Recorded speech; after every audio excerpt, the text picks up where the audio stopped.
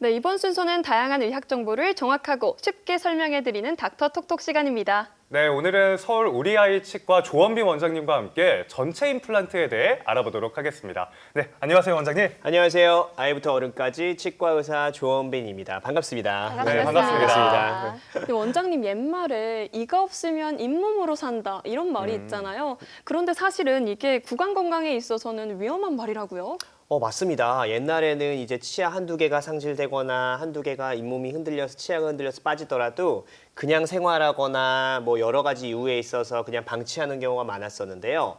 일단 치아가 없게 되면 우리 가장 큰 문제인 씹는 데에 역할이 없어지게 됩니다. 그래서 먹고 씹는 즐거움이 없어지게 되고 또 한쪽이 없게 되면 한쪽으로만 씹게 되면 또 턱도 문제가 생길 수가 있고요.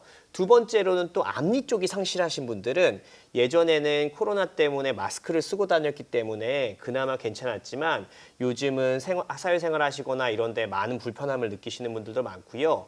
전체 치아가 상실한 경우 같은 경우는 치매에 있어서 더 큰 영향이 있다고 연구 결과도 있기 때문에 단순하게 우리가 씹거나 말하거나의 문제가 아니라 전신 건강에도 영향을 미친다. 그렇게 생각하시면 됩니다.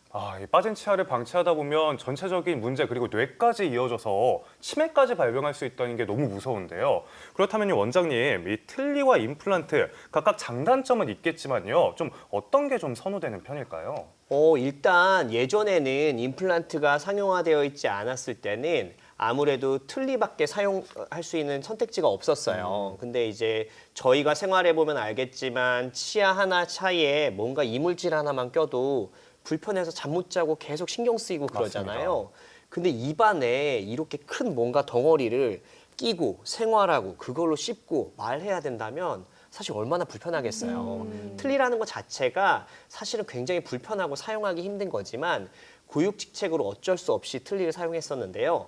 요즘은 몇 개의 임플란트를 통해서 치아를 전체적으로 수복해주는 전체 임플란트가 대세가 되었고 예전에는 그 전체 임플란트를 하는 데 있어서 조건들이 굉장히 까다로웠지만 요즘은 디지털 기술이 발달하면서 웬만한 분들이라면 전체 임플란트를 통해서 치아를 수복할 수 있는 시대가 되었습니다. 네, 요새 임플란트를 좀 간단하게 쉽게 할 수 있어서 많이들 선호하시는 것 같은데요. 근데 아까 말씀하셨던 전체 임플란트는 우리 치아 이렇게 임플란트를 다 심는 건가요? 맞습니다. 그렇게들 많이 오해를 하시는데요.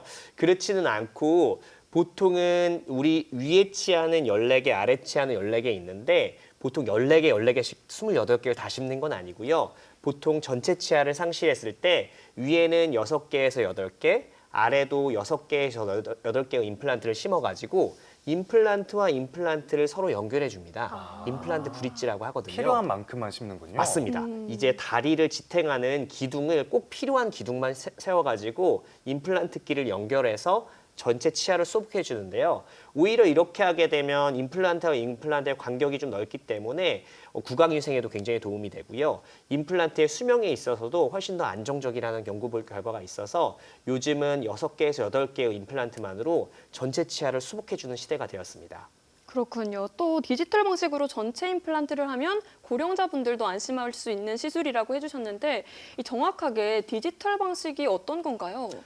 일단 예전에는 잇몸을 다 열고 눈으로 보면서 임플란트를 심었기 때문에 수술 시간도 굉장히 오래 걸리고 이게 방향이라든지 식립 각도라든지 혹은 뼈와 신경의 혈관의 위치를 정확하게 사실 알기는 어려웠습니다. 다만 CT를 통해서 미리 보고 들어가긴 했지만 눈으로 보면서 하기 때문에 한계가 명확했었는데요.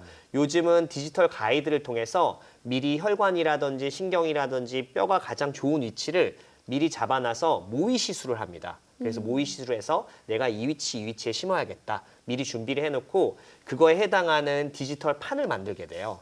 그 판을 입안에 끼우고 그냥 드릴이 되어 있는 구멍을 통해서 심기만 하면 됩니다. 그래서 굉장히 간단하게 심을 수가 있고요. 무엇보다도 계획한 대로 정확하게 식립할 수 있기 때문에 수술 후에 부작용이라든지 혹은 통증이 붓거나 뭐 전신질환이 있는 분들이거나 치과 공포증이 있는 분들에게도 가장 유용하고 안전한 시술법이 되었습니다. 네, 특히나 이 치아 같은 경우는 후 관리도 좀 중요하다고 생각이 되는데 이 전체 임플란트 시술하고 주의할 점도 있을 것 같아요. 맞습니다. 이게 자연 치아가 없는 상태에서 모든 치아가 임플란트이기 때문에 일반 치아와 관리하는 거와는 조금 차이가 있는데요. 아무래도 임플란트를 묶어놨기 때문에 그 치아 사이로는 뭐 치실이라든지 그런 것들이 칫솔이 들어가지가 않습니다. 그래서 치간 칫솔이라든지 워터픽을 이용해서 임플란트 사이에 있는 부분들을 깨끗하게 정리해 주는 것이 필요하고요. 무엇보다 중요한 거는 임플란트를 하고 나서 끝이 아니라 정기적으로 치과에 내원하셔가지고 보통 3개월, 6개월 이런 단위로 치과에 내원하셔서 내 임플란트가 잘 관리되고 있는지 혹은 임플란트 사이에 문제는 없는지 그런 것들을 정기적으로 검사 받고 관리하신다면 오래오래 사용할 수 있을 거라고 생각됩니다. 네, 간혹 임플란트 시술 받으시면 그냥 끝이다 하시는 분들이 있는데 맞습니다. 네. 장기적인 관리가 무엇보다 중요하겠습니다. 네, 오늘 좋은 말씀 많이 해주셨는데요. 끝으로 시청자분들께 당부 말씀 한번 부탁드리겠습니다. 이제 치아를 많이 상실했을 때 많은 분들이 여러 가지 이유로 치료를 미루게 됩니다. 뭐 비용이라든지 두려움이라든지 아니면 내 전신질환이라든지 여러 가지 이유로 미루게 되는데 사실은 우리 치아라는 것은 말할 때도 중요하지만 씹는 행복을 주는 가장 중요한 부위 중에 하나이기 때문에 더 이상 두려워하지 마시고 치과에 내원하셔서 내 치료 방법에 따라서 전문의의 검사를 받고 정확한 치료 방법을 제안받으시면 아무래도 우리 치아를 사용하는 데 있어서 정말 행복한 삶을 더 양해할 수 있을 거라고 생각이 듭니다. 네, 내 치아뿐만 아니라 가정의 달을 맞아서 부모님 건강도 한번 챙겨드리면 어떨까 그런 생각이 듭니다. 네, 오늘 말씀 고맙습니다. 감사합니다.